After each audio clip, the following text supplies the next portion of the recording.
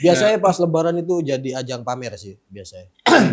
Pamer keluarga-keluarga yang sukses. Nah, itu. Betul. Saya sampai pengen nge-skip gitu kadang-kadang. Betul sih. Nanti tak share kontenku ya. Kontenmu bareng keluargamu, share ke kita nanti ya. Yang kita pakai baju full emas gitu. Kalau pada saat puasa dia enggak ngomongin orang, dia enggak pamer. Oh iya, wong saat itu dia lagi kewajiban puasa. Tapi pas buka puasa, mulai ngomongin orang, mulai nyindir-nyindir komika lain gitu kan ya. Misalnya itu kan Ji. Apa nih maksudnya? Misalnya itu kan Ji. Ini mulai Emang nyindir. dia tahu dari mana kalau kamu suka nyindir-nyindir komika lain? Tahu dari mana Ustaz kalau Pras nggak suka kompetisi suci? Tahu dari mana Tat kalau beta ini nggak suka Presiden Ajis do itu. Potong ini ya. jangan. Biar nggak naik jambore kamu. Nggak mau, aku ingin campuri. Itu ada seorang mualaf Pak Ustaz, ternyata mualafnya itu cuman engagement, ternyata mualafnya itu cuman pamer-pamer dan foya-foya. Mungkin saat ini dia seperti itu. Ya, mungkin saat ini. Kita khususin aja mungkin saat ini seperti itu. Selamanya itu. Sebentar. Yakin kamu ya? Yakin aku. Padahal Saat yang mau punchline itu saya. Malah didahuluin itu aja. Anda laknat. Rasakan.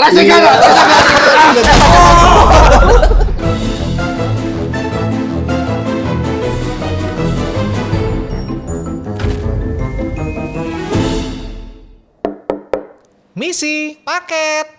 Kembali lagi di COD. Cangkro ora difilter. Minggu keempat Ramadan. Ya, Bersama udah. Ustadz Naruto kita. Mau kayak berapa kali kamu ya? Harapanku sih ini, aku sebenarnya udah 30 ya. Mau 30 ini. Mau kayak mau? Enggak, maksudnya lolos gitu loh. Alhamdulillah. 30. Wes mau kayak bu? Udah. Ya Allah. Udah. Berapa kali? Ya karena itu tadi pas lewat warung itu loh tadi. Dibahas mana episode ini? Episode kemarin. Alhamdulillah masih. Jadi Insya Allah ini Fuad ini kan punya anak tadi di rumah. Dia Iya. pernah puasa, tidur, sama anaknya disuapin Indomie goreng. Ya tak lanjutin dah. Kan nggak sengaja. Iya.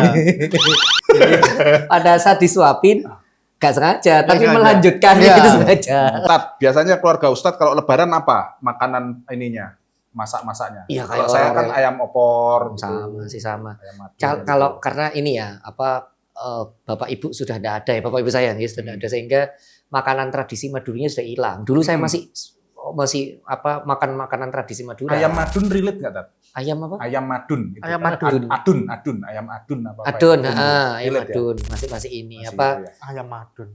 Iya, bahasa apa sih bahasanya ini? Saya lupa bahasa ininya. Tapi itu makanan-makanan khas Madura dulu itu masih ngerasakan. Bumbu-bumbu Madura yang apa namanya yang banyak lemaknya itu enak banget.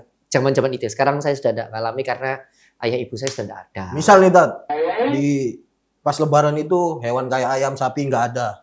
Yang ada cuma babi gitu Tat. Nggak bisa tuh. Nggak ada yang lain tuh. Nggak ada yang lain. Iya, betul. Cumanya ada babi doang. Iya, iya. Nggak apa-apa. Kebetulan ada pesawat ngangkut babi jatuh. Ayam sama sapi terbunuh. Iya. Ingat ya apa yang diperbolehkan itu ketika dalam keadaan darurat. Nah, Jadi kalau tidak darurat tidak boleh. Nggak boleh. Berarti boleh itu tadi. Misal, Boleh kalau darurat saya ulangi. Darurat. Kalau dia tidak makan dan mati, ya sudah. Contoh, sampai Anda lagi camping di hutan, terus tidak ketemu makanan, tidak ada McD, KFC tidak ada berbagai macam makanan-makanan, cuman ada babi lewat ya sudah. Kalau kita tidak makan itu mati, ya sudah itu jadi boleh. Tapi ketika nggak ada hewan, nggak ada apapun, adanya teman sendiri. Ada kaidah, ya ada kaidah fikih, tidak boleh menyelamatkan diri dalam rangka untuk melukai orang lain, nggak boleh. Oke. Jadi itu kan melukai orang lain. Ini benar nih, Ya. ini ada guyon. Jadi gini, misalnya sampean ditodong, terus sampean gini, ayo perkosa dia, itu tidak boleh sampean. Karena sampean ketika memperkosa dia itu dalam rangka mencelakai orang lain, tidak boleh. Meskipun Anda sendiri dalam keadaan ditodong. Iya. Ya, jadi tidak boleh menyelamatkan diri dengan cara melukai orang lain, itu tidak boleh. Ujung-ujung juga samain dulu, Tat. Misalnya Iya, minta-minta Nah, gitu. Terus ini. ada nih biasanya Ini sekarang bener. tuh anak kecil Bener. terus dijadiin senjata gitu. Bener, Kasih bener. aku uang gitu. Iya, bener, Padahal bener. uangnya buat ini dia sendiri orang tuanya. Ya, benar. Ini yang tidak baik. Jadi, Hukum mengemis itulah. ya, unjung-unjungnya baik. Unjung-unjung itu bersilaturahim. Ya. Unjung datang, saling menang itu baik. Tapi ya tadi budaya ketika minta dikasih uang, nah itu yang jadi akhirnya tidak baik. Dan itu sepertinya sudah membudaya di mana-mana. Kita lihat itu sudah di mana-mana. Yang kayak gini ini akhirnya jadi apa ya? Maaf ya, ini akhirnya jadi nama jelek dan sering kalau di medsos itu pasti tulisnya yang gini. Jawa, mesti begitu. Ya. Mesti hama gitu kan ya begitu. Ya Jawa. karena budaya-budaya yang seperti ini. Jawa gitu kan ya. Ya mungkin orang Jawanya tidak tersinggung, tapi sekali lagi ini jadi sesuatu yang harusnya kita hentikan. Jadi ujung-ujungnya baik. Tapi yang sampean sampaikan itu benar loh. Saya ngalami berulang-ulang. Saya kecil dulu enggak kayak gitu. Iya. Saya kecil enggak kayak gitu. Heeh. Tapi sekarang itu saya melihat seperti itu. Kita enggak ngasih di apa diomongi wong, diomongi tonggo, wong royo-royo kok KNI gitu kan ya. Ngasih tapi akhirnya jadi budaya turun temurun. Menurut. Dan itu harus dihentikan, artinya harus kasih tahu, diberikan pembelajaran yang kayak gini tidak baik. Harus dikasih tahu sama kayak apa yang saya sering ngomong, kita sama orang tua kita itu kalau menikah harus gini, wetonnya harus gini gitu kan ya, pernah kayak gitu ya. Nah, Menikah harus hari sekian, kalau harinya Ya. ini tidak cocok kamu nanti rezekinya seret. Itu Ya. tidak boleh. Yang kayak gitu tuh seakan-akan yang menentukan rezeki kita itu bukan Allah tapi hari pernikahan gitu lah, itu Ya, tidak boleh. Nah, kita tidak bisa melawan kedua orang tua kita daripada tidak nikah. Wis iyakan saja. Yang bisa kita lakukan adalah memutus rantai budaya buruk itu. Nanti kalau kita jadi orang tua, kita tidak melakukan itu ke anak keturunan kita. Itu yang bisa kita lakukan. Iya sih, Tat. Karena semakin kesini tuh banyak ya pernikahan tuh dibikin simpel. Banyak anak-anak yang hubungannya nggak baik sama orang tuanya, terus ya wis aku mau perayaan geden-geden sampai utang. Jadi milih di KUA aja gitu. Ya. Bahkan saya sama istri itu ternyata wetonnya sama, Tat. Ah. Wetonnya sama-sama pon gitu. Kelaminnya juga sama. Oh, siapa aja wala. Epsteinfeld. Epsteinfeld ya. Nah, itu ada isyarat Jawa katanya, ya bukan nggak tahu ya, orang bilang tuh sama-sama egonya tinggi Iya, gitu. kelakuannya sama. Saya pakai ini, bapak saya orang Papua, jadi kayaknya itu nggak berlaku buat saya. Iya. Tapi setelah menjalani pernikahan 2 tahun, kok akurat ya? Ego tinggi itu ada tuh. Iya, itu Tat, tidak ada hubungannya sama weton, tapi Nggak itu ada ya? memang ya dalam psikologi mungkin karakter jenengan sama Kebetulan istri kebetulan sama. Emang iya, suka sama. konsumsi kambing. Emang emosi terus. Emosi terus. Biasanya pas lebaran itu jadi ajang pamer sih biasanya. Ya. Pamer gitu. keluarga-keluarga yang sukses. Sukses. Ah, Nah, itu. betul. Saya sampai pengen nge-skip gitu kadang-kadang. Betul sih. Nanti tak betul. share ya, kontenku ya. Kontenmu bareng keluargamu, Iya. share ke kita nanti ya. Yang kita pakai baju full emas gitu.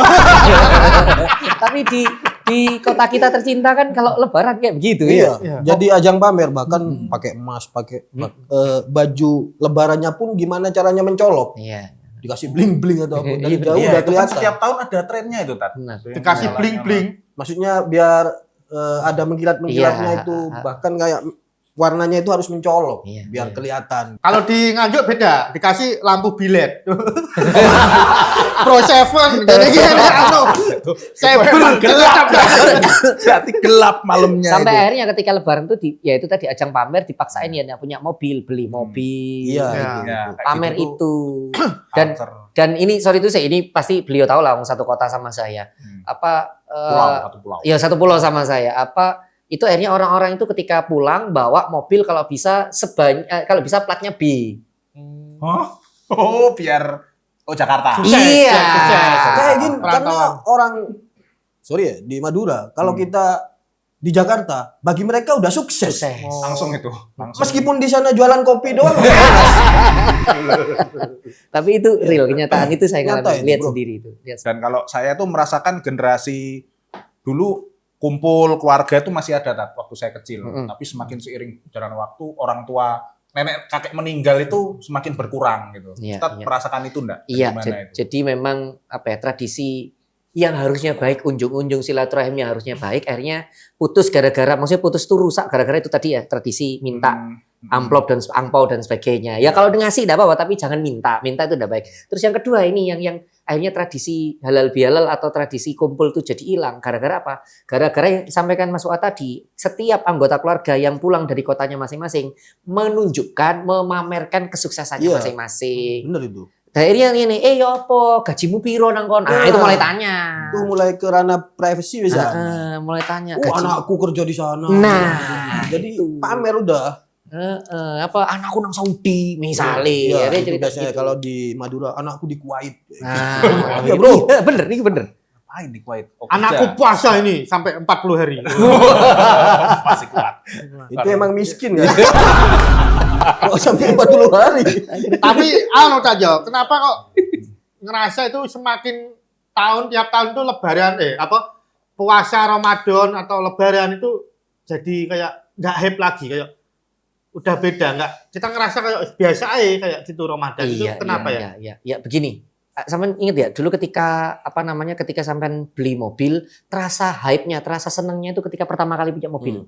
Tapi ketika sudah 6 bulan, mobil yang Anda senengi itu terasa jadi biasa saja. Karena tabiat atau perilaku manusia adalah bahagia itu hanya mengikuti masa. Ketika masanya hilang, itu kebahagiaan jadi hilang. Itu sebabnya kalau di dunia pernikahan, nikah tidak hanya sekedar cinta.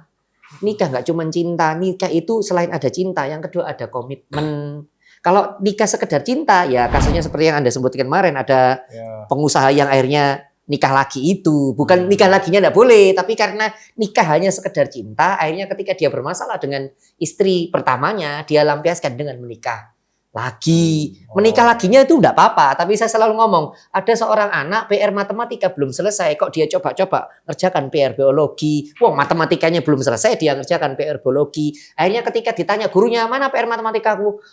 "Bu, saya terlalu fokus sama PR biologi." "Iya, matematikamu serahkan." Ya karena dia enggak menyelesaikan PR matematika, dia mau langsung berpindah ke PR biologi. Nah, itu kasus yang kemarin rame itu. Dengan istri pertama belum selesai, terus dia pindah ke istri kedua. Kenapa? Ini balik lagi. Karena pada dasarnya manusia itu hanya senang dengan masa, bukan senang dengan iman. Nah, yang teman tanyakan tadi, Pak Ustadz, kenapa sekarang kita kalau Ramadan itu kita kok hype-nya bisa hilang? Karena bisa jadi selama ini kita senang Ramadan itu bukan karena iman, tapi karena rasa. Lihat teman-temannya baju baru, ya aku ya pengen baju baru. Lihat teman-temannya rame, itu rame, akhirnya rame. Bukan karena bahagianya itu bukan karena iman. Nah, kalau jenengan karena iman, Ramadan itu harusnya bukan hype jenengan. Ramadan itu waktu untuk menangis. Loh, kenapa kok waktu untuk menangis? Karena Ramadan adalah waktu di mana setan sudah dibelenggu, sehingga ketika kita berbuat baik itu bukan aslinya kita. Nah, ketika Idul Fitri, para sahabat itu beberapa hari sebelum Idul Fitri, malam-malam terakhir itu ya, itu nangis semuanya. Karena mereka tahu setelah ini setan akan dilepaskan lagi dan kita akan kembali ke tabiat kita masing-masing. Ramadan itu cuma latihan, bukannya aslinya. Yes. Makanya Umar bin Khattab bilang seperti ini. Yang sesungguhnya, kalau kamu ingin tahu sesungguhnya, itu pada saat dia selesai berbuka puasa. Kalau dia berbuka puasa, semua makanan dia telan, nah itu berarti puasanya gagal. Berarti dia selama ini puasa itu ya karena itu wajib, makanya dia tidak mikir bahwa puasa itu menahan diri, nggak terlalu rakus makan dan minum. Nah, kalau sudah berbuka puasa dia makannya nggak ngontrol, berarti puasanya gagal. Dia memang nggak dosa, tapi dia puasanya gagal karena nggak bisa mengontrol diri. Kalau pada saat puasa dia nggak ngomongin orang, dia nggak pamer. Oh iya, wong saat itu dia lagi kewajiban puasa, tapi pas buka puasa mulai ngomongin orang, mulai nyindir-nyindir komika lain, gitu kan ya. Misalnya, itu kan Ji. Misalnya, itu kan Ji. Ini mulai Emang nyindir. dia tahu dari mana kalau kamu suka nyindir-nyindir komika lain? Tahu dari mana Ustaz kalau Pras nggak suka kompetisi suci? Tahu dari mana Tat kalau beta ini nggak suka Presiden Ajis itu? Potong ini ya. Jangan. Biar nggak naik jambore kamu. Nggak mau, aku ingin campuri. Ya, jadi ya itu tadi sekali lagi baru kita tahu seseorang itu benar-benar berhasil puasanya setelah selesai berbuka puasa. Itu Umar bin Khattab bilang. Makanya kalau Pak Ustadz kita kok sekarang kehilangan hype-nya, bisa jadi kita dulu berRamadan itu pakai perasaan, cuman ikut-ikut, bukan karena pakai iman. Tapi kalau kita pakai iman itu Ramadan akan ada rasanya. Ramadan kita tidak lihat rame-ramenya. Ramadan jenengan bisa jadi ya. Jenengan enggak tahu Ramadan ini atau Ramadan tahun depannya lagi. Ketika jenengan duduk diem tiba-tiba nangis sendiri. Nah, bisa jadi jenengan saat itu lagi khusyuk-khusyuknya. Tiba-tiba nangis sendiri, ya Allah aku selama 20 tahun ini ngapain saja. Nah itu bisa jadi entah karena masalah apa ya, saya enggak tahu masalah jenengan. Terus tiba-tiba jenengan duduk seperti ini moro-moro muncul seperti itu. Saya ceramah di salah satu perbankan. Terus dia tanya sama saya begini, Pak Ustadz, supirnya gini, pas nganter saya pulang. Pak Ustadz, apa sih ciri Allah itu menyayangi kita? Terus saya bilang, ketika sampean punya masalah dan sampean tidak bisa menyelesaikan masalah tersebut, tiba-tiba masalahnya selesai sendiri. Jadi tidak bisa menyelesaikan masalah, bingung tidak bisa menyelesaikan masalah, wis bingung jangan diem, ya Allah saya tidak kuat, tiba-tiba masalahnya selesai sendiri. Tahu apa yang dia supir? Supirnya minggir, terus nangis. Saya ngomong terus nangis, lu kenapa Pak? Ya Allah Ustadz, baru saja terjadi. Lu kenapa? Dia bilang dia itu kerja terus Covid kemarin dipecat karena mau bangkrut gitu kan ya. Terus saat itu mau nikah, rencananya sudah mau nikah karena dia dipecat sama calon mertuanya dibatalkan. Dibatalkan. Padahal dia usaha nyamar-nyamar kerjaan di mana-mana, berusaha di mana-mana enggak bisa. Akhirnya jadi supir Grab, supir motor Grab begitu. Dia cerita sama saya kalau nggak ada 2,5 atau 3 tahun menjadi supir motor Grab. Tapi calon mertuanya nggak mau kamu harus jadi kerja di pabrik kayak dulu, perusahaan kayak dulu. Ya sudah. Dalam kondisi seperti itu dari namanya maaf ya, tanpa ngurai rasa hormat saya kepada profesi-profesi supir Gojek dan Grab, dia pendapatannya enggak tentu. Pendapatannya tidak tentu gitu kan ya. Sempat akhirnya pada saat dia sakit tidak punya uang. Dia cerita sama saya itu berhenti sambil nangis. Dia cerita, saya itu Pak Ustadz pernah enggak punya rezeki sama sekali sampai karena saya sakit meriang enggak bisa keluar. Ditelepon sama langganan saya, "Mas sampean kemana? Saya tolong dianterin." "Ngapunten Pak, saya enggak bisa keluar loh, Pak saya sakit." Terus dia ditransfer 300.000 sama konsumennya itu. Padahal dia belum nganterin mau dia dalam kondisi sakit. Sampai akhirnya ada orang bantuin dia, ada kenalan dia, coba ngelamar ke bank A gitu ya. Ngelamarlah di bank A, ternyata ditolak. Terus kata Mbak Am gini, saya coba CV-nya sampean tak kasihkan bank B, padahal bank B itu lebih atas daripada bank A. Itu lebih tinggi. Coba ya sepuluh keterima Mas. Dilamar, diberikan CV-nya. Malah keterima di yang lebih tinggi tadi. Padahal. Yang B itu malah keterima, dia kaget. Bang A itu yang nolak KPR saya.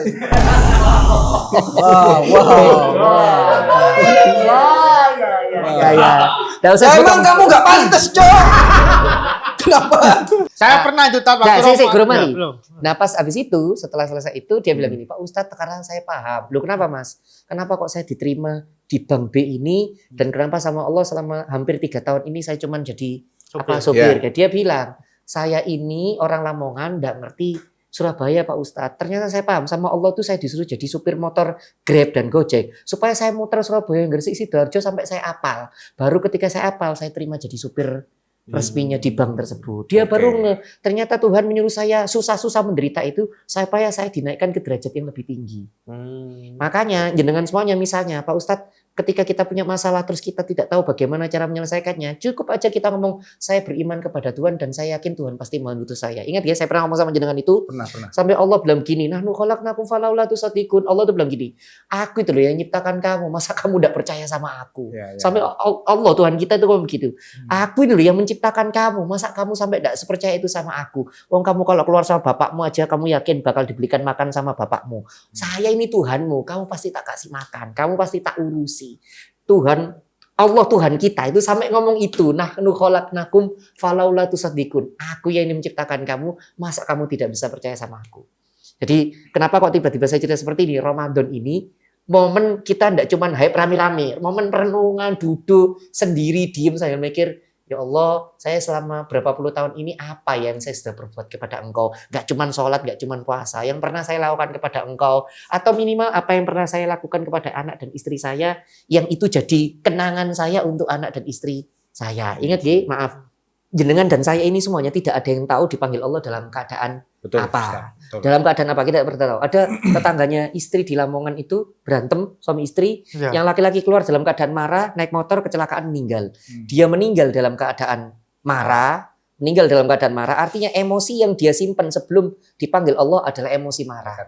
Dan istrinya getun kalau bahasa Jawa, karena apa? Karena suaminya itu meninggal dalam keadaan marah dan dia pun mengingat memori terakhir yang tersimpan pada istrinya adalah dalam keadaan marah. Kenapa saya cerita seperti ini? Kalau jenengan yang sudah berumah tangga, berantem sama istri, jangan lama-lama. Karena kita tidak pernah tahu kita itu sampai kapan akan bersama dengan pasangan, bahkan sama anak kita dan sebagainya. Makanya momen Ramadan ini momen evaluasi diri, bagaimana hubungan kita dengan Allah, bagaimana hubungan kita dengan keluarga kita. Jangan sampai kita sibuk sholat baik, puasa baik, tapi evaluasi diri kita Ramadan ini bagaimana hubungan saya dengan Allah dan bagaimana hubungan kita kepada keluarga kita. Ingat ya, ketika kita meninggal, teman kita mungkin sedihnya setahun, orang kantor malah sedihnya, tidak ada sedihnya, mungkin kapok mati, kono gantine gitu kan. Tapi keluarga kita itu sedihnya selamanya. Jadi habiskan waktu berkualitas kita untuk keluarga kita di Ramadan ini. Dan kantor Ulfin adalah keluarga kita semua. Kata siapa Cok? Papa Samuel. Aku dulu pas kerja kalau ada bos yang bilang kita ini keluarga. Aku keluarga. Resign kalau. Nanti kita jalan-jalan ke Jogja, kita ini keluarga. Aku tok sih gak gelem, Pak. Apatis kamu berarti. Bukan, karena emang harus jaga istri yang lagi hamil. Real. Ini maksudnya. Real itu. Real. Daripada Itu kita kamu belum punya istri, Cok. kerja di ini apa liquid. Yang kamu colong itu. Kamu colong. Pernah aku dulu ini Ramadan terus nangis sendiri, Tat. Kenapa itu? Kenapa tuh? Kenapa tuh? Nangis sendiri karena Apa sedih? Cok THR cair. Beta ada pertanyaan, Tat. Iya, Apa iya. tadi? Apa Pertanyaan Bene tadi. dari Tijen mungkin ada pertanyaan lain? Enggak, beta ada. Oh, beta Tadi dulu. yang- Lupa aku. Yang ini apa? Oh. Itu jauh banget dari tema, Pras. Apa-apa. Kamu pengen banget nanya ini kan, kenapa Apa-apa. sekarang orang masuk Islam dianggap cari engagement gitu. Enggak sih, ini mungkin diskusi aja ya Tat ya. Mungkin karena saya ini banyakan main sosial media ya, dan itu buruk. Sekarang melihat fenomena orang mu'alaf. Tapi setelah dia mu'alaf, dia tidak benar-benar mendalami ajaran Islam. Malah ada yang langsung kayak terang-terangan melawan hal yang sebenarnya nggak disukai Islam gitu. Dan untuk mu'alafnya, dia akan expose tuh. Proses mu'alafnya, ketemu kiai, ketemu ustadznya, ketemu gurunya akan di-expose. Tapi setelah itu kayak hilang gitu aja. Dia kayak, Ya. itu gimana ya? Apa Iya, kita yang terlalu berekspektasi bahwa dia harusnya menjadi tokoh yang lurus atau gimana kalau Iya, pandangan iya. Malah Ustadz jualan Yusuf? miras. Siapa tahu. Iya, ada yang jualan apa terus melakukan Serif hal buruk. titipan. Pertanyaan. Nggak ada, Cok. Siapa? Gimana? Jadi gini, ada dua sisi ya. Ketika tadi lagi rame-rame mu'alaf, ternyata mu'alaf tersebut dalam urusan engagement. Ingat ya, kita itu dalam hukum fikih gini, nahkumu bidzawahir. Kita itu menghukum dari fisik yang kita lihat. Artinya begini, Yes. kita tidak bisa menghukumi isi hati seseorang. Itu udah tahu dia mu'alaf karena engagement, dia mu'alaf karena apa? Itu urusannya dia dengan Allah. Yang penting selama dia tidak merugikan orang lain, ya sudah itu urusannya dia. Itu yang pertama. Terus yang kedua, ingat ya, gini, jangan pernah membenci seseorang, jangan pernah tidak suka sama seseorang. Kenapa? Karena kita tidak pernah tahu nanti anak dari seseorang tersebut itu menjadi orang yang ternyata memberikan kemanfaatan buat kita. Ingat ya, musuh-musuhnya Rasulullah itu anak-anak turunnya itu ternyata menjadi sahabat semua. Musuh-musuh Rasulullah, ya anaknya Abu Jahal, anaknya Abu Lahab, anaknya orang Taif yang lempar Rasul itu ternyata jadi nanti ketika anak turun temurunnya itu menjadi orang-orang yang membela Islam. Jenengan benci A, benci B. Yang jenengan tidak tahu A sebelum meninggal ternyata sama Allah dibuat dalam keadaan mulia. Nah, misal contoh, itu ada seorang mu'alaf, Ustaz, ternyata mu'alafnya itu cuma engagement, ternyata mu'alafnya itu cuma pamer-pamer dan foya-foya. Mungkin saat ini dia seperti itu. Ya, mungkin saat ini. Kita khususan aja, mungkin saat ini seperti itu. Selamanya itu. Sebentar. Yakin kamu ya? Yakin aku. Padahal Saat yang mau punchline itu saya. Malah didahului gitu saja. Anda laknat. Rasakan. Kalau saya mau punchline itu ditutup duluan gitu kan ya. Jadi sekali lagi kita memang benar bahwa yang kayak gitu-gitu kita berkhusnuzon bahwa nanti dia akhirnya endingnya dalam keadaan baik dan sebagainya. Nah ini yang penting nomor 3. Begini, Pak Ustadz itu medsos isinya begitu semua. Yes. Lebih baik isinya seperti itu daripada medsos isinya mereka yang tidak menikah punya anak keturunan dan pamer dari hubungan hasil gelapnya. Mereka kumpul kebo terus dipamerkan ke dalam medsos gitu kan ya. Iki mbah sopo. Pokoknya aku ngomong ngono, yang mbah Ini sopo. pernah kumpul Drill dalam artian ambil kebo gitu kan ya. Iya. Iya. Iya. Ya Jadi- Krisna dulu.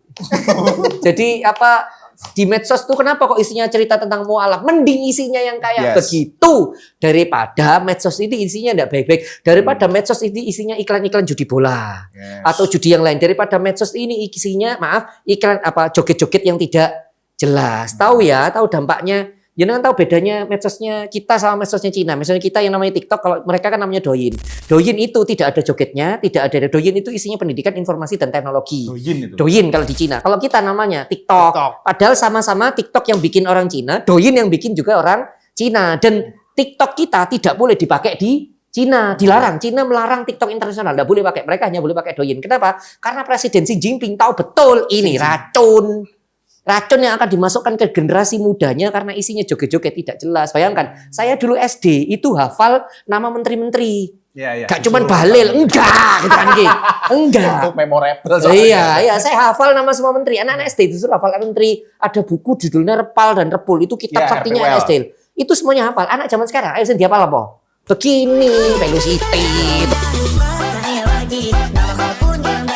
Tapi yang dihafalkan bukan sesuatu yang bermanfaat. Maka jangan heran anak SMA ditanya perkalian tidak bisa jawab. Ya. Maka jangan heran kenapa kok penelitian yang sekarang itu mengalami penurunan kecerdasan. Ya karena itu yang dimasukkan dalam otak itu racun. Ingat ya, bukan TikToknya, tapi isi di dalam TikToknya. Karena ada juga TikTok yang bermanfaat juga ada. Nah balik lagi, Cina melarang itu.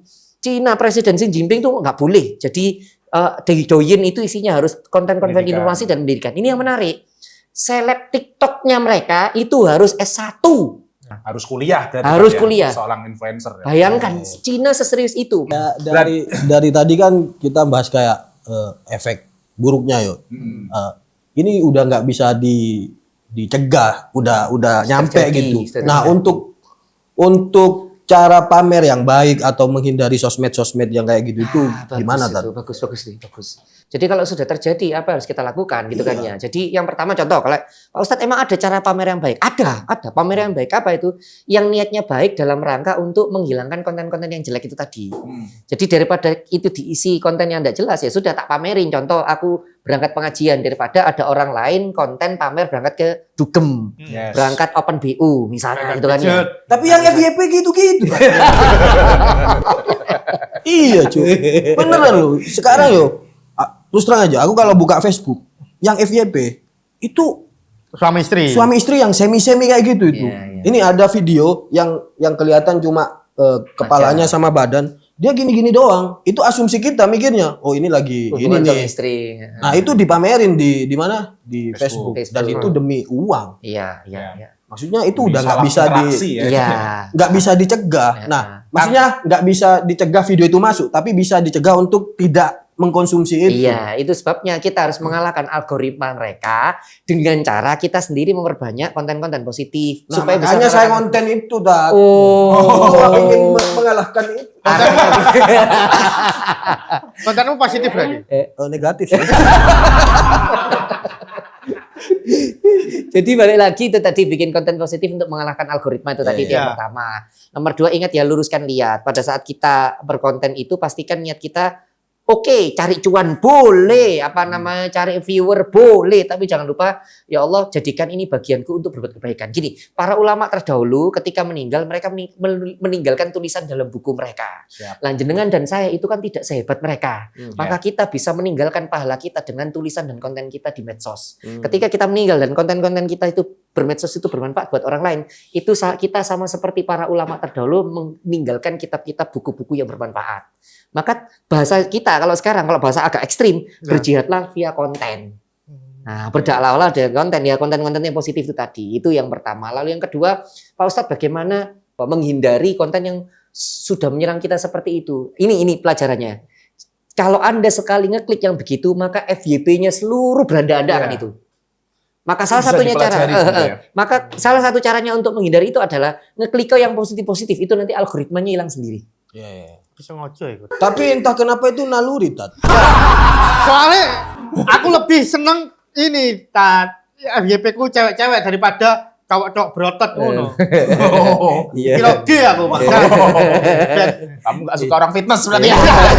Tapi Dulu Nabi Muhammad bilang gini, barang siapa berkumpul dengan penjual minyak wangi akan Ya. kecipratan wangi, barang siapa yang berkumpul dengan pandai besi akan kecipratan Api. api, besinya kelotak gitu kan ya. Makanya Saya di neraka nggak apa-apa tadi.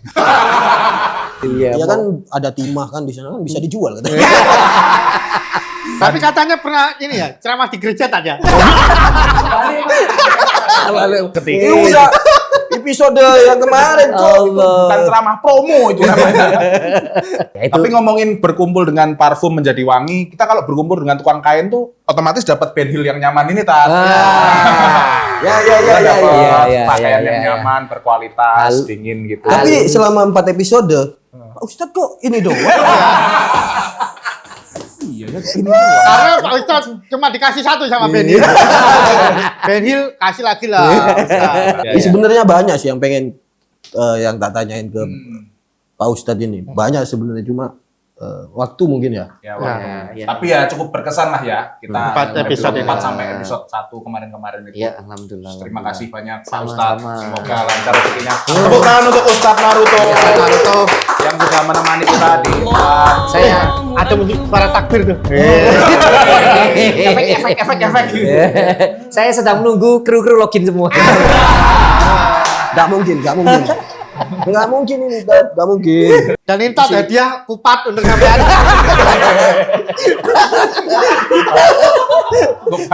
Pak Ustadz kalau pulang gini.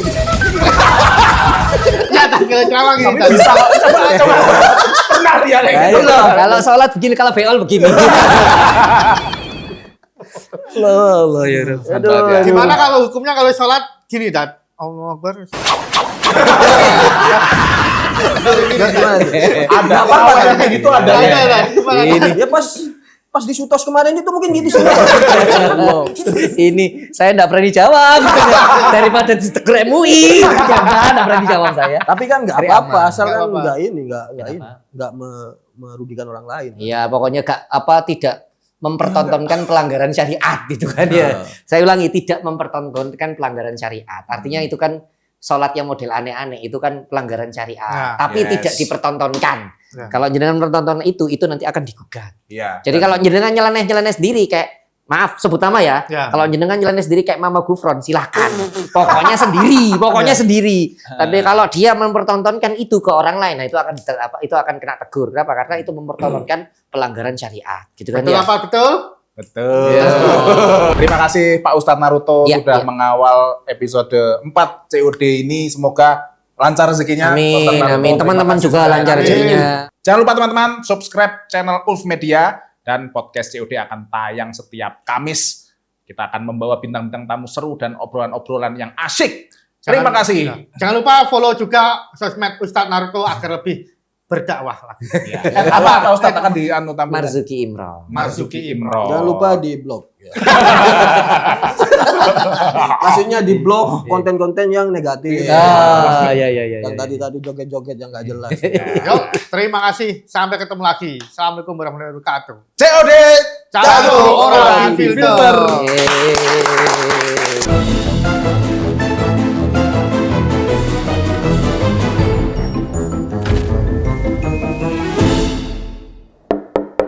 Misi paket. Oh, ya. Aman ya. Saya intinya mengucapkan terima kasih banyak buat semua yang sudah nonton dan menikmati. Jangan lupa like, komen, dan subscribe YouTube channel kita di Ulf Media. Follow juga Instagram kami di @ulfmedia. Ya, buat yang pengen request program silakan komen di bawah. Terima kasih semuanya. Mari.